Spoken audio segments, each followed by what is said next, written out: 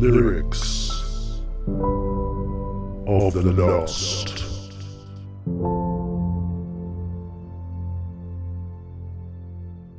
Hello and welcome back again, as we find ourselves already knee-deep in the arse end of the year 2024.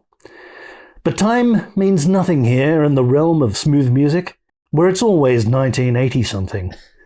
Except in this case, the year could be 80-something, 90-something, or 20-naughty-something. Ooh. Because episode 32 is this!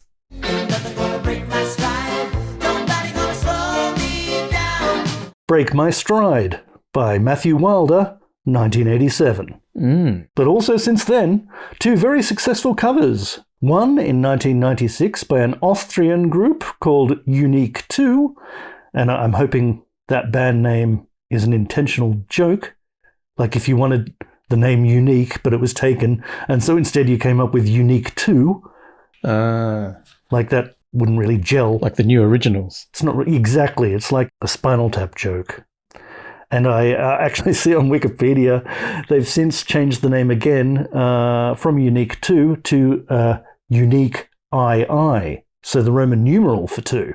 Aye. That's just so much creativity and uniqueness. Well done.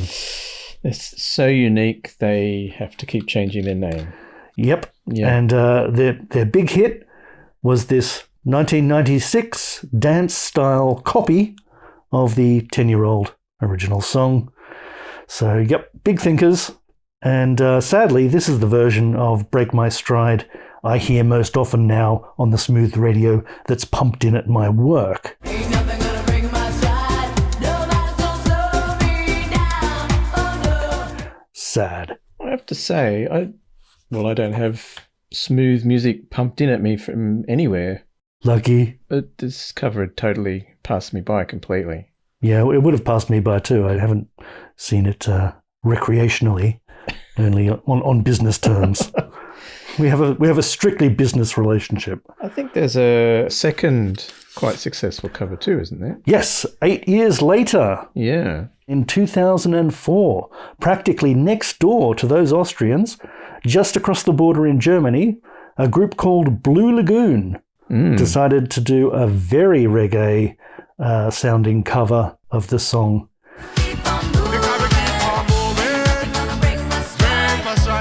German Reggae. Well, Who knew? Ja, we are chilling out to these island vibes, mon. And anyway, this was a hit again. And I note the accelerating pace of these hit cover versions. We had 87 to 96 and then to 2004. And, now we should have expected it again in 2011, 17, 22. And by the year 2031, there should be new hit versions of Break My Stride several times every year. wow. That's the future that leftist radicals want. According to secondhandsongs.com, there are 39 different covers and adaptations of this song out there. Yeah, one of them not as successful as Unique 2 or Blue Lagoon by Australian pop singer Jessica Mauboy. Yes, indeed, yes. Yeah. I listened to that. I thought it was quite pedestrian. Yeah. Didn't do anything for me. There's also another Australian group called Architecture of Helsinki. Oh, yeah, heard of them. They did a Triple J like a version where they do a cover in a different style. Yeah, that was a bit more interesting. It was all on, I think, just a couple of acoustic guitars. Oh. Well, they do say that if a song is a good song, you should be able to just perform it with an acoustic guitar. Do they say that? Yeah, they do say that. They don't say whether it has to be any good, but you should be able to do it. Yeah. Says the producers of all those unplugged albums that Exactly. used to be a thing 20 years ago. Yeah. Anyway, the original was written in 1987 by Matthew Wilder, who's arguably a bit of a one-hit wonder. But this one hit has been a hit at least 3 times, so he's kind of written 3 hits. Another guy, Greg Prestopino, also contributed to the writing, but there's not much information on what he did. But thanks, Greg. Yeah, good on you, Greg. Yeah. There is a kind of origin story for this song that I read, Yes, yes. where Matthew Wild had been signed by record executive Clive Davis to Arista Records, but they were not at all interested in him and his career was going nowhere. Yes, but he was locked into a contract Yes, yes. as a songwriter. And supposedly the lyrics of this song are inspired by his working relationship with Clive Davis and his career situation at the time. Hello, Clive, if you're listening. Yeah. And we don't agree with anything that might be in any way slanderous or defamatory in this. But go on. Sure.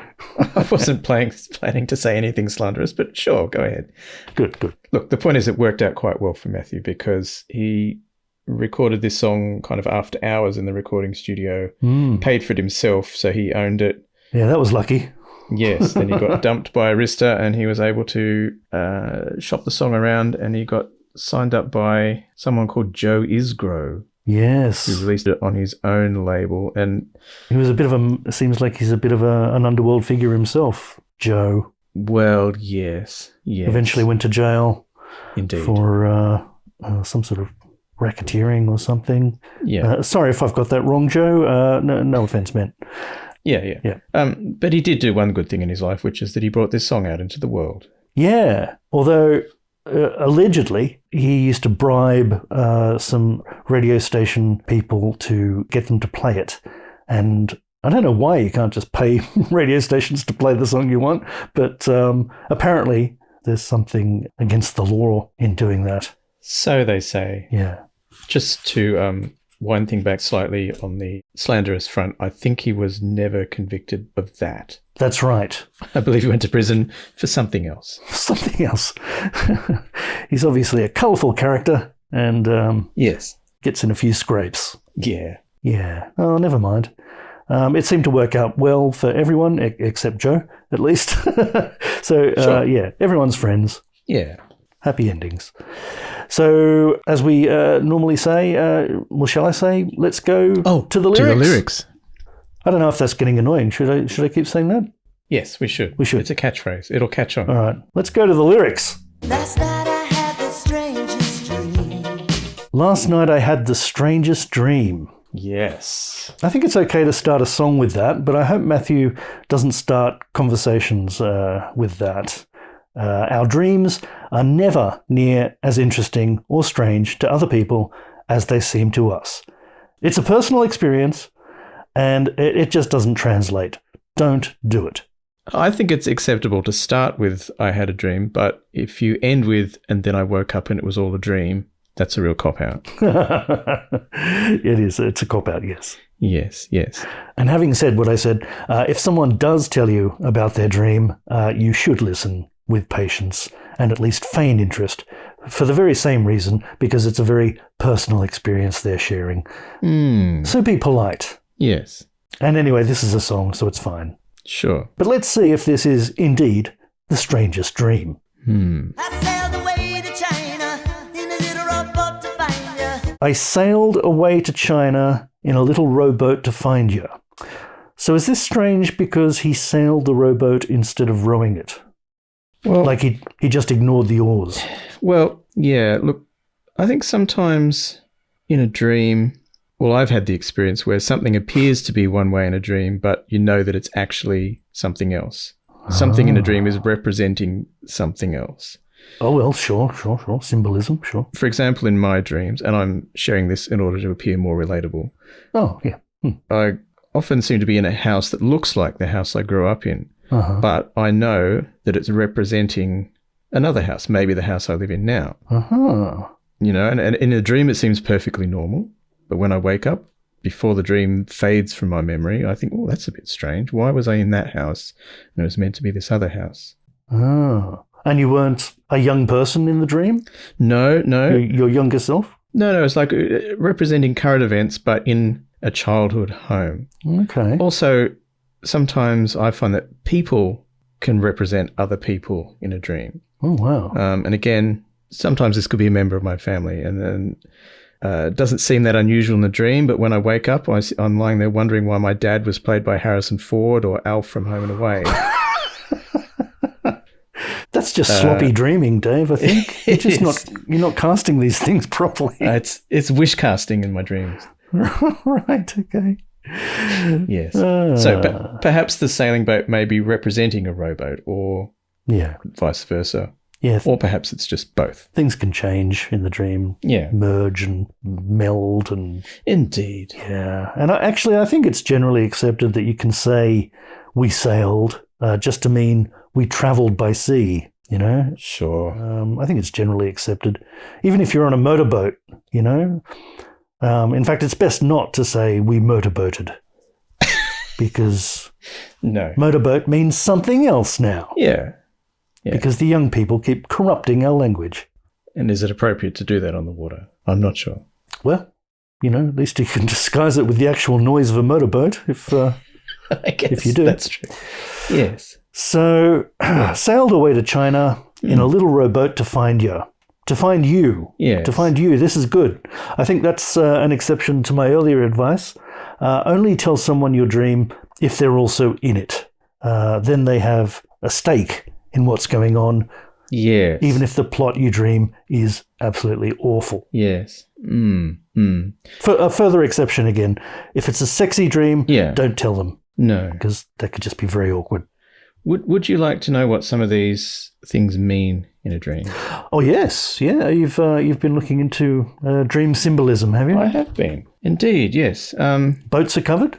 Boats are well covered, indeed, yes. I looked at a couple of websites. The first one was called sleepopolis.com, from which I learnt that there are some common themes to dreams. They would include arguments. Ooh. Don't think that's the case this time. Yep. Being chased. Yep. Yeah. Sure. So he's not being chased. You could say that he's doing the chasing, or at least trying to chase them. Yes. True. Cheating. Don't think so. Ooh. Although maybe. Crashing a car. No. Ooh. Drowning, although water related. Yeah. Dying or death. No. Sure. But not in here. Yep. Failing exams. No. Falling. No. Flying. No. He's sailing or rowing. Nudity. Not specified. Yes. Being naked in a public space or something. That's yes. That's a pretty common thing. Yep. Yes. And again, I have had those kinds of dreams where I'm inappropriately naked in a meeting or school or something. Yeah. Yeah. I have a lot these days where I'm very much needing to wee or go poo-poos, and I can't find a toilet. And I'm having to go into something that's really inadequate for the job and quite public. Yep. I've had those too. In fact, I think unable to find a toilet. That's on my list. Oh, brilliant. Yeah. I'm normal. Yeah, you are. Phew. I don't think that's a factor for Matthew because I assume he would just pee over the side Of his boat. Yes. Yes. Sure. So the others were pregnancy and giving birth. Don't think so. Teeth falling out. Not specified.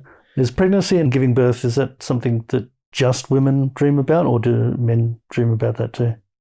You should ask. Oh, so I haven't had any birthing dreams myself. No, I've not had one. Okay, it's probably women then. Anyway, sailing in dreams represents adventure, exploration, and the journey of life. The journey, it's all about the journey. Yeah, this dream indicates your desire to embark on new experiences and take risks. Okay. Does it have rowboats in difference to sailboats, or? Let me just check my notes here. Yes, the act of rowing in a boat. Oh, wow. Yes, they covered everything. The act of rowing a boat in a dream is often associated with determination, teamwork, progress. It signifies the dreamer's ability to navigate through various challenges and obstacles in their waking life. So he's presumably... Nothing's going to break his stride. Yeah. Well, there you go, yeah. He's taking an active role in his own journey and the need for a collective effort to reach a common goal. Well, he seems to be doing it on his own. So, sorry about that. The dream suggests that the dreamer is in control of their life. I'm not sure that that's applicable in this situation, but they're capable of making strides towards their aspirations. Strides again. Oh, yeah.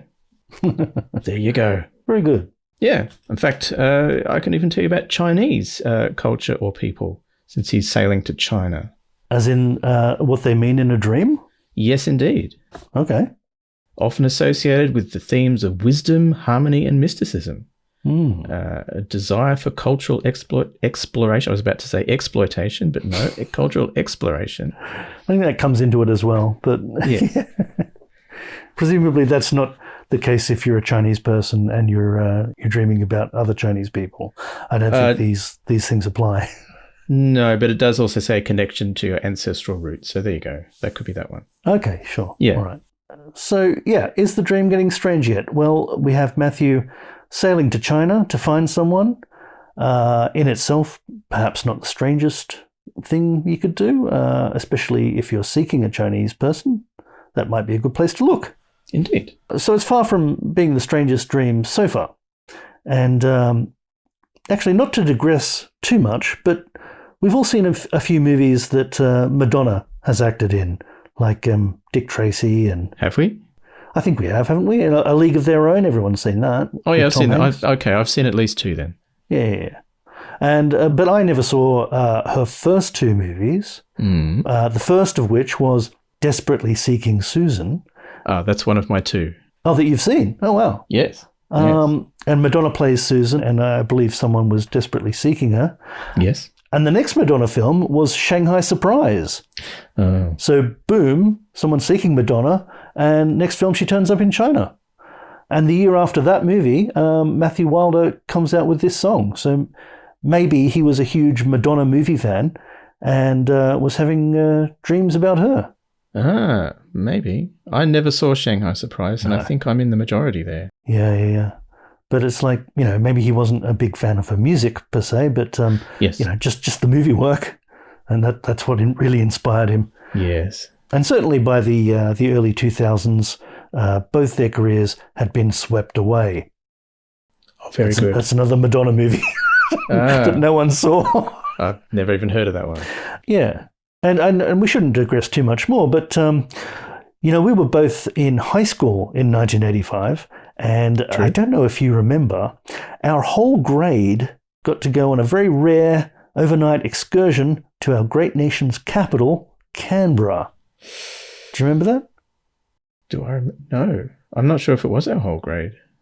I'm pretty sure it was. There was lots of people who weren't in my classes. And after a day of seeing, boring Parliament and a museum or two, as a treat, the teachers took us to the cinema, and there were only two movies on.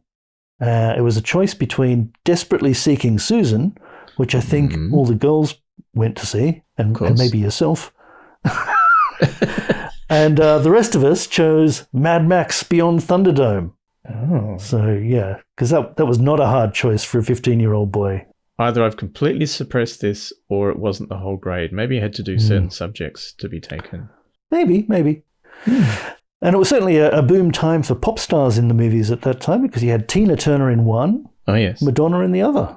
Phew. Oh, It's just pop stars everywhere in movies. wow. But back to the song. I've digressed too much. No, just the right amount, I think. Okay, good. Matthew has sailed away to China to find this person, this girl, as it's later confirmed. And after tracking her down, he's confronted her about why she's left and gone to China. And you said you had to get your laundry clean. You said you had to get your laundry clean. So she's gone to China to get her laundry done. That might be racist. It has been said. Yeah. Yeah. I think I did see one online comment saying that could be a bit racist. Because for a long time, early Chinese immigrants were shut out of other professions and only allowed in Western countries to build railroads or do other laborious work that didn't compete with the locals. Yeah. And laundry used to be quite laborious, and it was an easier business to start if you've left a developing country with little money, little education, and little English speaking. Yes. It didn't occur to me, but I have to say Chinese laundries do seem to be a bit of a cliche in American sitcoms, at least. People always seem to be... I remember one in Seinfeld, Yeah. I think. Yeah. Oh, actually, no, that wasn't... it didn't have a Chinese owner. Ah. I think it was some old European man smoking a cigar. Oh, well, good on them for busting the stereotype. Hey, there you go, yeah. Good old Seinfeld. Yeah. Shows us the way. Yeah. But yes, there is a history of successful laundries being run by Chinese people in Western countries. So the dream logic of going to China to get your laundry done really well, it makes a sort of sense. And I don't think this song would have been a hit if Matthew sang "Last Night I Had the Racist Dream." Yeah, I think that's... Yeah, I thought the whole China boat thing might have been a bit of a play on the... there's that phrase, a slow boat to China. Instead he said rowboat. Yeah. I don't know why he would do that, but... That would have worked probably even better in the song as a lyric. I sailed away to China on a slow boat to find you. Or... Well, you could say, I sailed away to find you on a slow boat to China. Maybe he had that. And then for copyright reasons, he had to swap it round. Somebody owns Slow Boat to China, maybe. Well, there's at least 2 songs I know of that are called that. Oh, wow. So, yeah. Now, back to dream interpretation. Yes. Dreaming about a laundry, it mentions nothing about racism. Often represents a desire for renewal or a fresh start, I guess, with fresh, clean laundry. Addressing unresolved issues, seeking emotional healing. Okay. Releasing harmful emotions, moving forward with a clean slate and a clean pair of underpants. Very important. Yes. Or it might mean mundane responsibilities and tasks of daily life. Oh. And a desire for fabric softener, maybe. Indeed. Yeah. That's good. That's interesting. Anyway, so you said you had to get your laundry clean. And next we have... Didn't want no one to hold you, what does that mean? Didn't want no one to hold you, what does that mean? So she didn't want no one to hold her. Perhaps he's just tried to hug her, trying to console the girl, because she must be upset and ashamed about her laundry being so dirty that she's had to take it to China to get it done properly. Yeah. So he tried to hug her and go, there. But she must have pulled away, didn't want no one to hold you. Fair enough. I think if her and her laundry are that filthy, she might be self-conscious about hugging anyone. Could be. So that could be there. And we've kind of got all the makings of a good TV commercial just there. Is your laundry so filthy that the stains can only be shifted by racist stereotyping? Do you want no one to hold you in all your shameful filthiness? New Whammo laundry powder has stain-eating fruitrients and liposomes to get you sailing or rowing back into the arms of your lover with confidence. And it's made in China, so you know it's good. And maybe that's why there's no music video for this song. Matthew was waiting for a big laundry brand to sponsor a product placement in the video, and it just never happened. Well, I suspect that was just because, was it Joe? Didn't want to waste money on a music video when he could just pay radio stations to play the song. That's right. He was putting his money where he got better bang for his buck. Exactly. Until MTV started around the same time and they didn't have a video for it. But that's sad.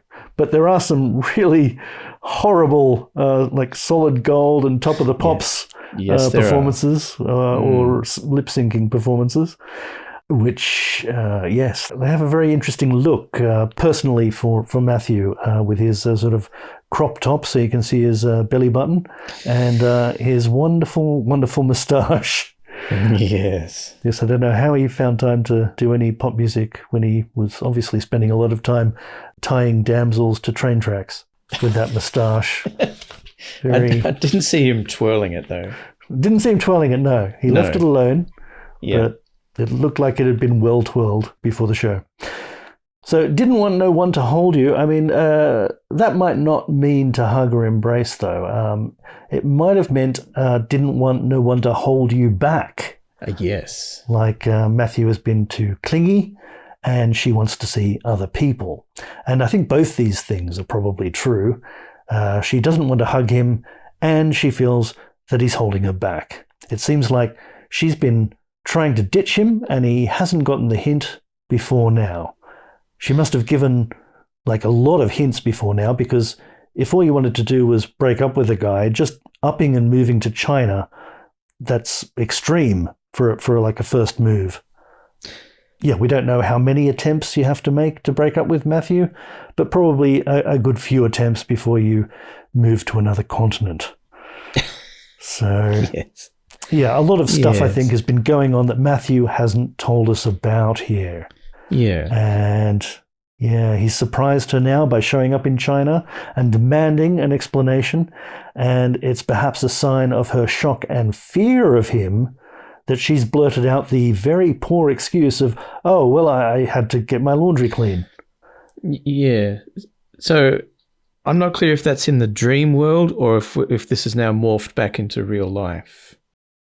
Well, that's a good point. Like, is this his interpretation of her actions? I never know whether this whole song is actually in the dream or only part of it. It's unclear. It's That's very true. Yeah.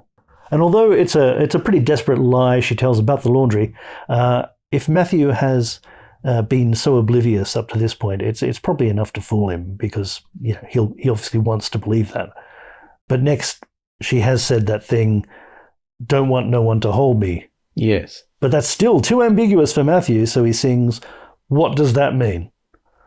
Yeah. And then she really lets things out in the chorus, the whole... Yeah. she gets into a bit of a diatribe about, you're not going to break my stride. Nobody gonna slow me down. You're not going to slow me down. I got to keep on moving. I've got to keep on moving. She might be about to move again to maybe Antarctica or something. Increasingly desperate escapes Yes. seem to be in order. See, I think maybe that's where we leave the dream. So he's telling her about the dream. Right. And then she goes, well, actually, yeah. Oh, okay. I haven't actually gone to China, but Yeah. I'm thinking about it. Nothing gonna break my stride. And we should mention that the term strides here in Australia means trousers. Ah, yes. A pair of strides, you might say. You don't want anyone to break your strides. Yeah, but this is stride singular, Yeah. so that might mean just one trouser leg. Yes. And ain't nothing gonna break my stride. That's something you might say down on the farm when a flamin' sheep or jumbuck has bitten you painfully on one leg, Oh, yeah. bitten you through your jeans, but it has not damaged the very durable denim material itself, and hence, ain't nothing gonna break my stride, you crazy jumbuck. Yeah. Again, that sounds like a good advertising slogan, King G's, ain't nothing going to break these strides. That's it, yes. Gosh. I mean, this song, I need to mention later, but yes, this song was in a very big TV commercial. So, yeah, it's all coming together. Wow. Okay. I think most Australians are cosmopolitan enough now that they won't be confused by this ambiguous reference. So we can move on. Yeah, sure. I'm running and I won't touch ground. I'm running and I won't touch ground. You see that a lot in cartoons, actually, where a character is hovering in the air because their legs are moving so fast. Oh, yes. And it's always accompanied by this sound effect called Temple Block Riot. That's what she's doing. Thank you. So lately people have been talking about touching grass, right? Touching grass. Yeah, go outside, kind of ground yourself, go and just chill for a bit. Sure. That meaning could also, he's running, he won't be chilling down. He's got to keep on moving. Hasn't got time to connect with nature. Exactly. Yeah. Oh no, I've got to keep moving. Yes, or it could just mean that she's wearing shoes and isn't physically touching the ground. Well, that's true. Yeah. If you want to get really technical about it. Yeah. And I think critically, she would be running if she's not touching the ground. She wouldn't be doing the long distance walk in the Olympics because I think you have to have at least one foot on the ground. Yes. Yes, at least 1 foot on the ground, and that's why they have that very peculiar hip swinging, hip rotating sort of walking style. It doesn't look good for you. It doesn't look good for you. It doesn't look attractive. Well, no. It's never taken off outside the Olympics. True. No. Nothing gonna break my stride. I was struck by one thing in the chorus, which probably distracted me a little bit. So the phrase, nothing going to break my stride, is repeated. Well, the chorus is repeated several times. And about half the time, when he sings that line, he actually sings, nothing's going to break my stride. Oh, yeah. Breaker. As if he's singing in an exaggerated comedy Italian accent. That's interesting. Yes. And it made me wonder whether this song could be a tribute, an homage to the classic song "Shut Up Your Face" by Joe Dolce. Oh. Mama used to say, don't stay out the late. Yeah. What's a matter, you? Hey. Hey, gotta no respect. What do you think you do? Gotta no respect. Yeah. Were they connected in some way? Coincidence? Who knows? Mysterious.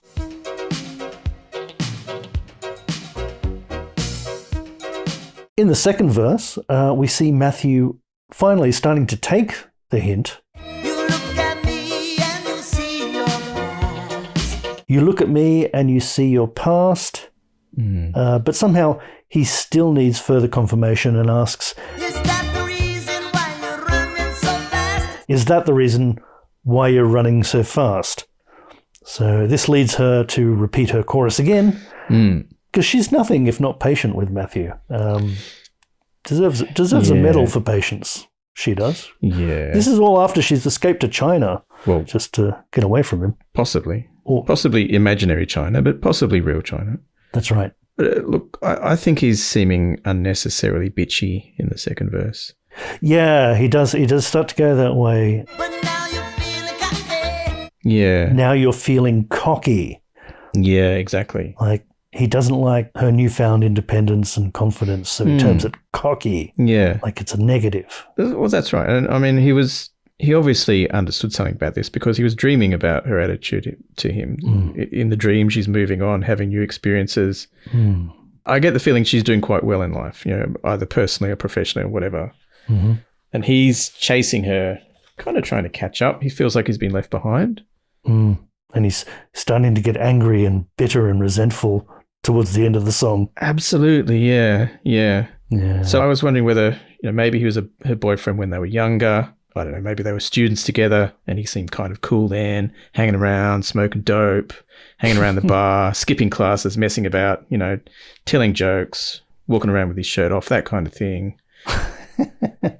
And now since then, she's worked pretty hard to make something of herself and achieve some level of success. And he's still the same slacker that never grew up. He's just a skater boy. She's saying, see you later, boy. Yeah, exactly. and that carries on into that middle eight section too, where he's carrying on like a whining loser man baby, really. Yes, the bridge section. Never let another girl like you Never let another girl like you work me over, drag me under, drag me under.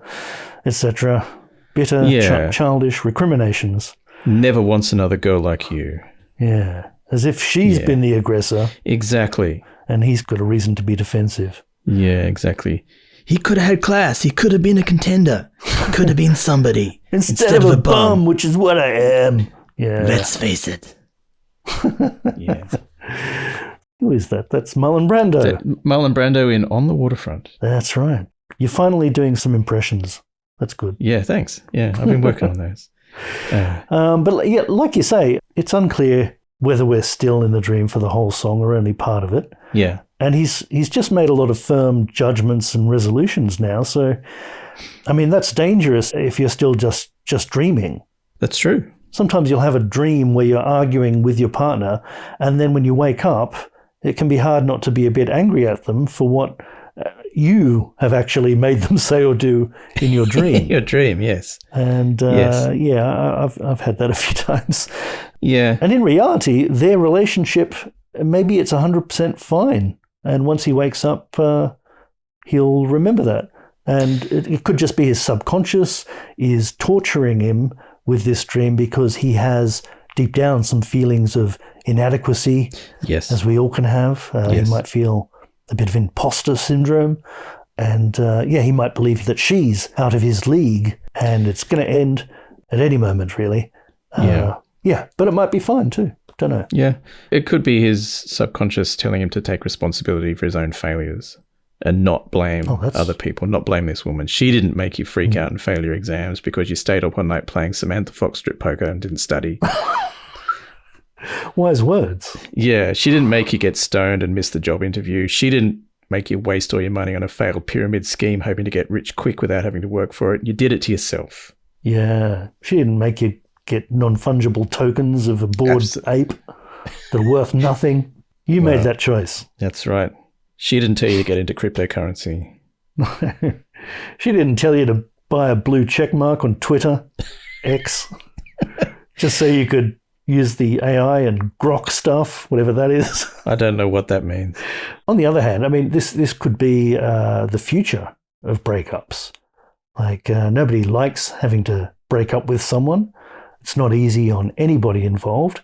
So maybe Inception style, you could pay some dream professionals to insert the whole unpleasant breakup experience into your partner's dream and let it all just play out there while you can just sort of walk away without any fuss. So that'd be something. He would think she's gone to China without having to actually go to the trouble of going to China. Yeah, no, it'd be like it had already happened. You'd already done that. Yeah, right. Bit like Total Recall or, let's see, what was it? Eternal Sunshine of the Spotless Mind, a bit like that too. Yeah. I don't think I ever saw that. That was erasing rather than inserting. Yeah. You never saw that? I don't think I did. Oh, it's well worth seeing. Yeah. I mean, it is Jim Carrey, and I know you might have some strong feelings about Jim Carrey. But I don't have strong feelings about Jim Carrey one way or the other, to be honest. Oh, okay. Yeah. Who was it? We were talking about Forrest Gump, I think, and you said you don't much care for Tom Hanks, which no, I think shocked a lot of people. Yeah. Well, I apologise for that. He does seem like a reasonable guy. We almost got our podcast cancelled, I think, because you said that. That was a crazy thing to say.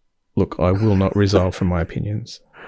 Okay. All right. Well, you're nothing if not stalwart. Stalwart? Stalwart. My warts have stalled. Should have that removed. And I'm not changing my mind. We've hardly ever addressed the ability of smooth pop songs to predict the future, right? Okay. And look, I fully appreciate and understand that this song was written in the early 80s, and as far as we know, Matthew has no special powers of foresight, and he could not possibly have predicted the events of the 2024 United States presidential election campaign. But right. Mm-hmm. There are some fairly eerie parallels with the current news cycle. Okay. So to the point where I believe this song could be subtitled Donald Trump's Nightmare. Oh, because he doesn't like China. There you go. So picture this. Trump's in his enormous gold-framed Alaskan king-size bed. He's shirtless and sweaty. He's been tossing and turning after a restless, unsettled night. Okay. Yep. Look, I'm not sure whether Melania is in the same room with him or not, but I think in his mind, he's addressing the voting public. So he had the strangest dream. He sailed away to China in a little rowboat, all that stuff. Searching for his base? Searching for his voter base, not his motorboat. Yes, so Trump has a long and complicated relationship with China. Sure. And I think he sees this kind of angry, negative dog whistle politics as a vote winner. But, and that was winning, that was working for him while Biden was the candidate. And now in the wake of the ascendancy of Harris and Waltz, voters are losing interest in Trump. They're more interested in the mundanities of life. They're more interested in getting their laundry clean. Oh, okay. We're not interested in all the ranting, Donald. We need to take care of our families. We need to do our washing. Yes. People are starting to pay attention to the more regular people instead of the billionaire. Yeah, exactly.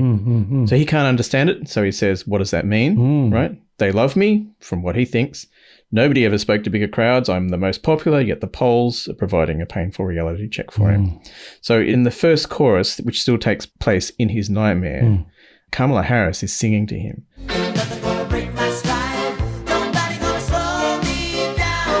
Nothing's going to break my stride, she says, especially not you, Donald. Right? You're not going to slow me down. I'm running for president. See?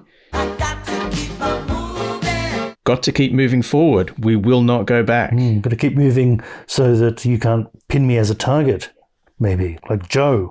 Well, that too, yes. Ducking and weaving. Yeah. He can't get a childish nickname to stick on her. He's tried Lion Kamala, Laughin' Kamala, Crazy Kamala, Commie Kamala. There you go. So, and nothing's really catching. Low IQ, Kamala. You're on a roll and now you pray last. Second verse, he's saying, you're on a roll and now you play it last. So, yes, polls are up. But will they win? Don't know. The road behind was rocky, The road behind was rocky. That's how it was going with Joe. Things not going so well. but now you're feeling cocky. But now you're feeling cocky. Yes, they do seem very cocky at the end of their DNC. Indeed. They have that big show thing. Convention. Convention, yes. Very cocky. You look at me and you see your past. The American voters, you look at me and you see your past. So true. Well, he is the past. He's yesterday's man. Yep. They don't want to return to that. Is that the reason why you're running so fast? Well, yes. And then we get to the bridge, and that's the whole bitterness, misogyny. Never let another girl like you work me over. It's like how we called Hillary Clinton a nasty woman in 2016. Nasty women. Yeah. They're all nasty to her. Yeah. The chorus at the end turns around. So then he says, like he's actually singing for himself there at the end of the song. So nothing's going to break my stride, says Donald. The Republican advisors keep telling him to be less racist, be less sexist, generally be less insulting and ridiculous. But he says, no way, man. I know what I'm doing. Nothing's going to break my stride. Got to do it his way. Yeah. His instincts have always been right. Exactly. Yep. Got him to where he is today. Exactly. Well, that and a lot of money from his dad, but Indeed. it's all part of the picture. Yeah. It's so, look, it's uncanny. What can I say? Yeah, I must say I didn't see it before, but it's pretty clear now. Yeah. Yep. This is very disturbing. And yeah, you say seeing the future, and that leads me to one of the other theories from the internet. Ah, yes. At lyricsmode.com, user Mary Jo Joanna Munt, that's seriously her name, Mary Jo Joanna Munt. Sure. She wrote, when I heard about the bombings at the Boston Marathon, I think that was like 2015, 18, something like that. When I heard about the bombings at the Boston Marathon, I was so upset, sad, mad, etc. And the chorus of this song kept running through my mind. Don't let anyone take our freedom away by using scare tactics. I'm going to use this as my theme from now on. Oh. Yeah, it's amazing how pop music finds relevance throughout history. Indeed. Yeah. I was watching Schindler's List and I thought, why didn't they use Tom Petty's I Won't Back Down on the soundtrack? I think that's a missed opportunity. It would have really, would have really got you rooting for the Jewish people there. Yeah. Would have been a great. Yeah. Never mind. I'm no Steven Spielberg. Whatever, makes his own decisions. Sure. I bet he regrets it now. Well, when he hears it, yeah. Probably seems obvious now, but yeah. Theories from the internet.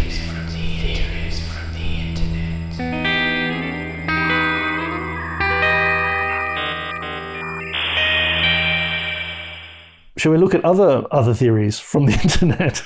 Yes. Let's look at some other theories. Yes. At songmeanings.com, user City Slicker, just with an R on the end, but not an ER, just an R. They write, Matthew does something extraordinary for their relationship, as in, I sailed away to China in a little rowboat to find you, while the other party, be it his girlfriend or the record industry, puts something trivial in the way, like I had to get my laundry cleaned.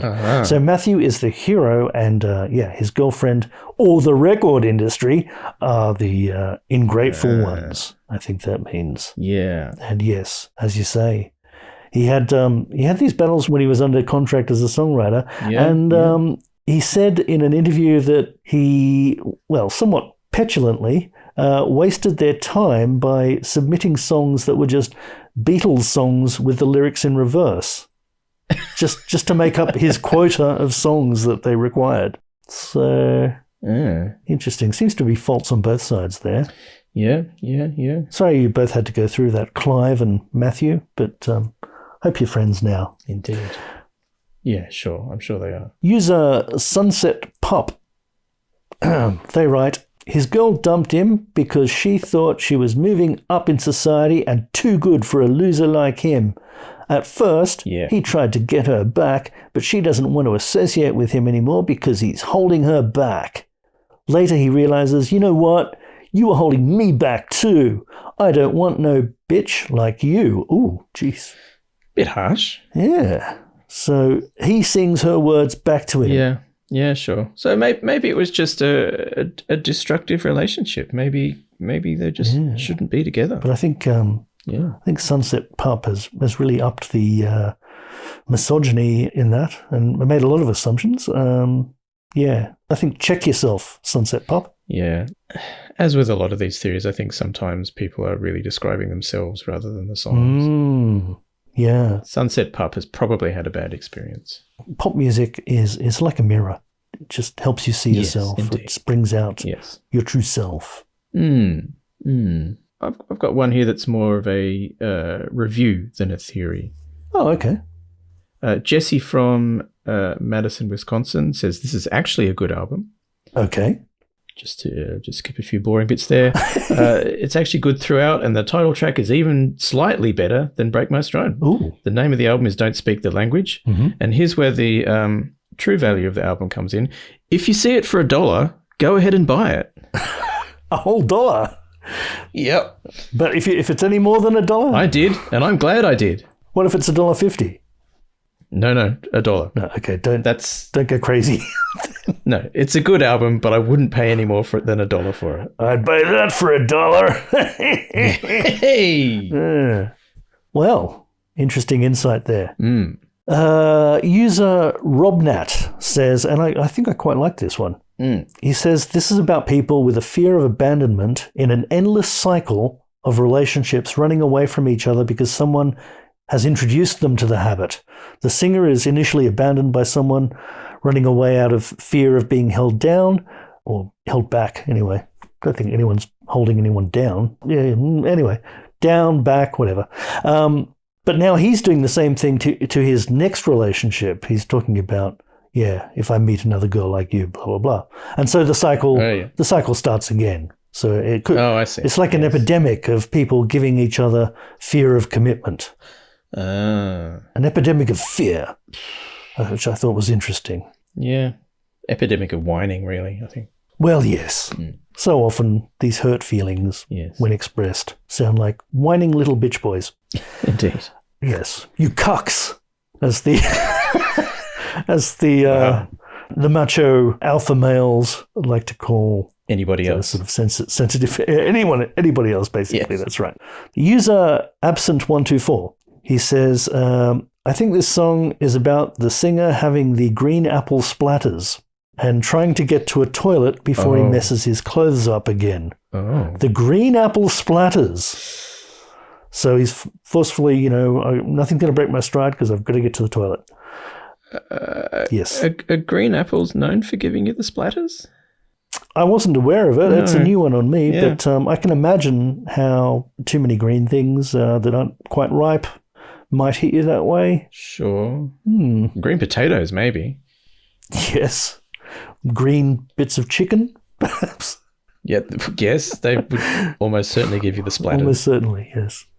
Anyway, that's quite juvenile, but sure. I included it just for the green apple splatters, which I'm going to try and work into conversations. Indeed. And another website, songfacts.com, user SKS from Dallas writes, I always wondered how anyone could sail away to China in a rowboat. Yes, so that's another pedo like myself. That's short for pedant. I mean that, obviously. Yes, you can't row a sailboat. Or maybe you can. I mean, actually, you can row a sailboat because they often have backup oars, but sure. You can't sail a rowboat unless you've got a big handkerchief that you can whip out and catch the breeze in. Pedantry, again. Oh, yes. Someone called German from Argentina asks, can anyone help me with this question? I'm not English speaker, so what A means in breaker? As I mentioned, breaker. Yes, breaker my stride. Why he used this contraction or whatever. Yes, because you're making fun of the Italians. Yeah, after you finish making fun of the Chinese, I think. Yes. Well, that's right. So a person in the world answers this. Oh, good. And just says the A in breaker is not a correct contraction. It's just a weird lyrical thing. Breaker is not correct in any way. Quite harsh, but there you go. He's certainly a man of convictions. Yes, indeed. It's notable but trivial. It's trivial but still notable. It's notable trivial. How about some notable trivia? Sure. Okay. In 2012, the song became a hit yet again. A hit TV commercial. That is, for State Insurance Company of New Zealand, who used this song and changed the lyrics to be about accidents that led to insurance claims. And I quote, "Nobody gonna slow me down, oh no, because State will keep me moving." Ugh. Yes. Was it like somebody broken my leg? A little bit like that. It sounds pretty awful, but here's a clip. Kitchen's ablaze, but help's arrived at last. We'll need more help from our insurance costs. Ain't nothing gonna break my stride. Yeah, anyway, the music is pretty awful, and it's been fed through a sort of Randy Newman sort of Pixar cartoon filter of wackiness, which is sad. But this is one of those very expensive ads that are shot all in one long take with lots of explosions and stunts. So it was a very big ad for New Zealand. Yeah. In 2020, the song became a hit again, but on TikTok. Yes. Yes, you've heard about the Yes, indeed. hashtag Break My Stride challenge. Yeah, I would say that's probably how most young people became aware of this song. Yes, could be. I wasn't aware of it myself, but I'm not a young person.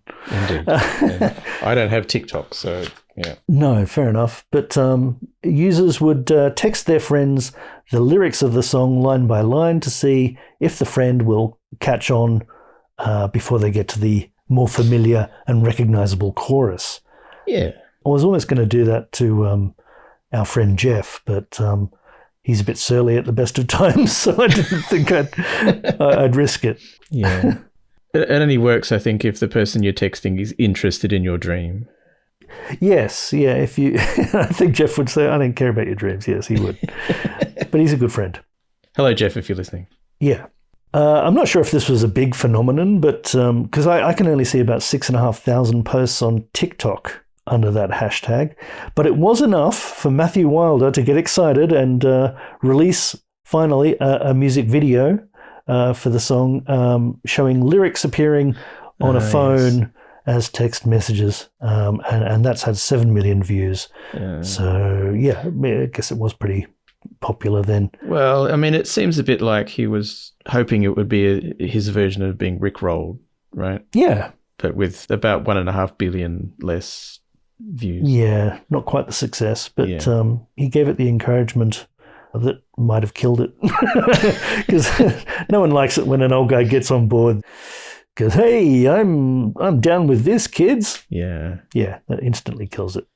And there's another popular meme that I stumbled across, but I don't understand it or know why it exists. It's probably not aimed at you. Well, that's true. It's a video clip with this song playing, but the image is of 2 computer-animated cartoon characters dancing the Macarena to this song. One character is Shaggy from Scooby-Doo, and the other is apparently Carl, a character from Jimmy Neutron Boy Genius.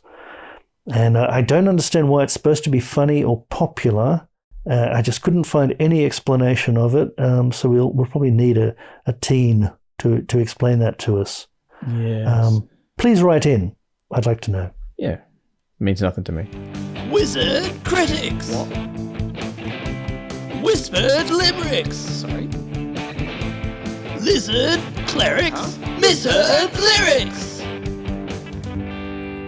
And these are all anonymous posts from amiright.com. I didn't think I saw any of them on the other website, kissthisguy.com. But amiright.com, I don't know if you visited it, but that site's giving me virus warnings. Oh. So be careful with that. Okay. Yeah, it might just be Microsoft Edge is telling me that it's suspicious. I don't use Microsoft Edge. Maybe Chrome will give me a different result. Yeah. Anyway, so we've got the line, I'm running and I won't touch ground. I'm running and I won't touch ground. This was heard as, I'm fighting in a one-touch round, Okay. which I guess sounds like a boxing match, but it's more like a game of tag. You just touch someone and that's the end of the fight, maybe? Yeah. It was also heard as, I'm running from an old Dutch clown. Yeah, that's my favorite. I like that one. That is pretty good. That's Yeah. quite evocative. Yes. And if you're an American, you'll like this one. I'm running in a long touchdown. Ah. That also works quite well. Nothing gonna break my stride. This was heard as, nothing gonna break my spine. Yep. And nothing gonna break my sides. And strangely, nothing's gonna drink my Sprite. Yeah. Nah. Shoehorned that one in, maybe? I think so. Yeah. I liked this one, actually, for I sailed away to China in a little rowboat to find you. This was heard as, I sailed away to China in a literal boat to find you, Yes. which fits really nicely and sounds better than the original lyric, I think. Yeah. The other one for that one that I found was, I sailed away to China in a little rowboat vagina. That makes it a very different dream. Yes, but I have heard vaginas referred to as rowboats. Yes, indeed. Yes. Particularly the little man in the rowboat. Yeah. So that makes Matthew the clitoris in this situation. If he's the little... Yes, he would be the clitoris. Excellent. He's very sensitive, we know that. Last night I dreamt I was a clitoris. Okay, cool. You don't rub him the wrong way. He's very sensitive. Yeah. Okay. And the road behind was rocky, but now you're feeling cocky. That was heard as, but now you're feeling khaki, or khaki, as Americans would say. Yeah. Yes, So you're feeling like sort of beigey, green camo type thing. Yeah. That's kind of a feeling. That's kind Yeah. There was another nice anatomical one for the chorus. Yes? Ain't nothing gonna break my sides. Ain't nothing gonna slow me down. Oh no, I've got to keep my boobies. Oh, could have been a wardrobe malfunction. Oh, I was thinking someone was trying to take your boobies, so you're running away. Well, fair enough, yes. They've broken into your sides to get your boobies. Yes, gonna pull them out through your sides. Ew. It's frightening. Yes. Let's see. You said you had to get your laundry clean. This was heard as, you said you had to get your law degree. I think that's actually quite appropriate. Yeah, it's a better excuse if she's to get out of the awkward situation. Yeah. I haven't got time to hang out with you, you loser. I've got to get my law degree. Yeah, and just to save money, I've gone to a university in China just to make it extra hard. Yeah. Yeah. I really wanted to challenge myself, so do it in Chinese. Yes, I've got to keep on moving. This was heard as, I've got to keep improving. Yes. Which, that's a very positive message we can all get behind. Yeah. Anything else on Break My Stride, Dave? I think I'm done. Well, I've been running and now I'm going to touch the ground. fair enough. Yes, you've landed. Yes. Well, it's time to set sail on this little rowboat that doesn't have sails. As we all sail now into the strange dream world between podcast episodes that is our own lives. Well done, everyone. We'll see you roughly in a month or 6, 7 weeks. Maybe click the subscribe button. It's the only way to know for sure when we might put an episode out. Oh, yes. Because we refuse to compromise on quality, so it has to take that long. Yes. We do have an extra subscription feature that allows you to pay us money that might help us to put more of these out, or maybe you'd pay us to put less of these out. All offers will be considered. Why not record a message to us at speakpipe.com/lyrics to add your own thoughts to the next episode. And until then, bye-bye. See yous. Nothing gonna break my stride.